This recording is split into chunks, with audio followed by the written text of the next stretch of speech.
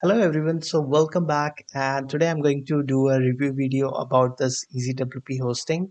It is a managed WordPress hosting provided by Namecheap. So I have created multiple tutorials about this hosting, also done some reviews few months ago, but a lot of things have changed since then, and I have also used the service a lot more. So based upon my experience and the performance test I have done, which I will show you next, you can decide if this hosting will be right for you or not. So first, let's start with the performance test, which is I think is the most important. First, let's start with the Google Page Speed Insights test. And you can see on the default WordPress installation, I'm getting perfect scores here. And the important thing to note here is the speed index, which is 1.7 seconds. And on desktop, it is even less. So this is great. The performance is good. And the second test I did was to measure the page loading time from different parts of the world.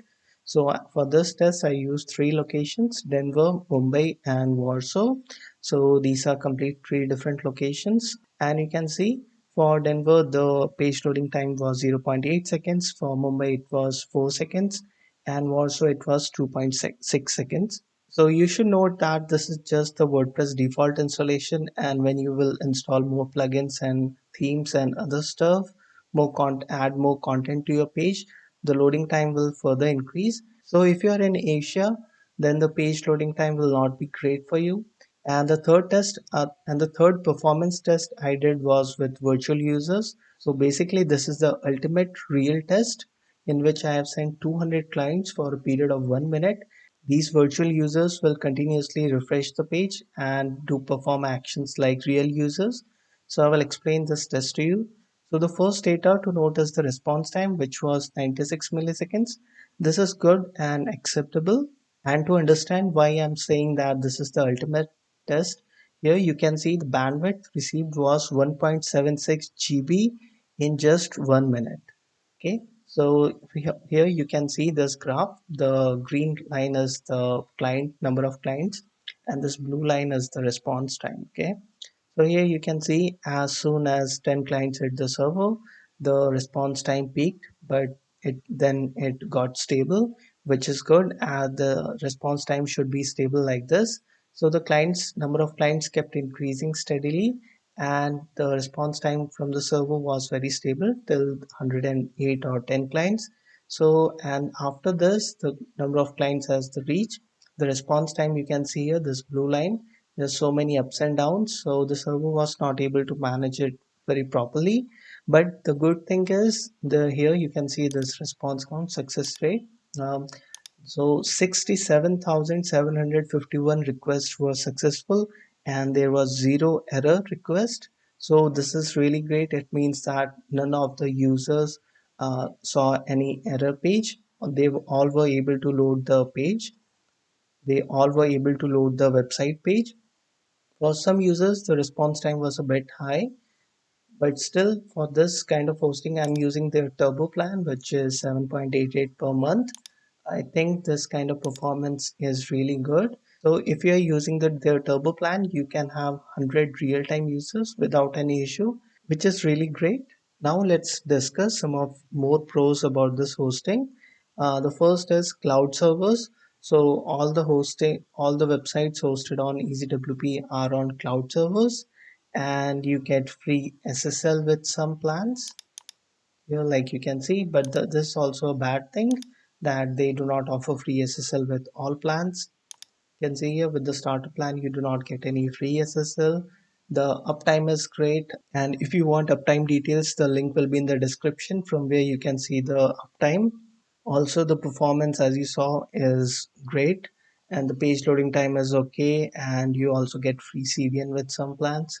But these this free CDN but this free CDN comes with a lot of terms and conditions, so it is not a complete pro. And as you saw, this EasyWP interface is very easy and minimal, so it's really good for beginners. So these are the main pros about this hosting. And now let's talk about the cons. So the first con is there is no file manager. So all the panel you get with this hosting is this. There is no other cPanel or anything. And there is no easy way to manage your files. There is no file manager. You will need to generate this SFTP access and use a program like FileZilla to upload or download files on the server. So this is a major con, and there is no auto backup feature. Namecheap should have included auto backup feature. Every time you need a backup from here, every time you need a backup, you will have to create it manually from here. So this is a major con. And with all the plans, you get to host only one website. You cannot host multiple websites on a single plan. So it can get a bit expensive if you want to host multiple websites. Free SSL is not included with all the plans. This is again a very big con because SSL certificate has become a necessity for all websites. So if you want to use SSL with the starter plan, you will have to buy it separately, and that will increase the price of this plan. And without SSL, it will just make this plan useless. And no custom email hosting service is provided with the plan. So if you want to have custom email address like hello@yourwebsite.com, then you will have to buy this private email service separately from Namecheap. And as you can see, the interface is really minimal, and there is no way to create staging websites. You cannot have subdomains, redirects, or anything like that.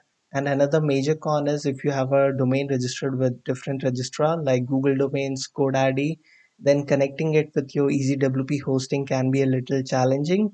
As you can see here, this is the option for connecting your domain. From here, you will see that there are three options. First is to use your temporary domain. Second option is to use your custom domain, which is connected to your Namecheap account.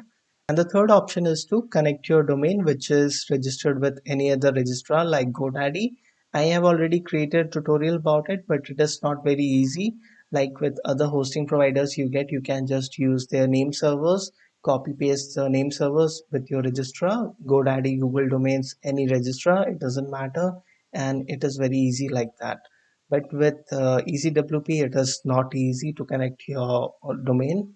So related to this problem is that you cannot use Cloudflare properly, you cannot use any other CDN service properly, and you will be forced to use the Namecheap CDN, which is currently free with some plans, but it comes with a lot of terms and conditions. It has a traffic limit, and it is currently in beta mode.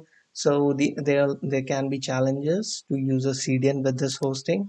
So overall, these are the pros and cons which I am sharing after using the service for a while from my experience. So in terms of performance, you see this hosting is good, but there are a lot of cons, and personally, I would not use this hosting. I think there are better options available.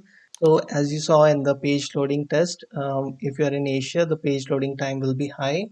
So there is no choice to select the data center closer to your audience. So that's another con.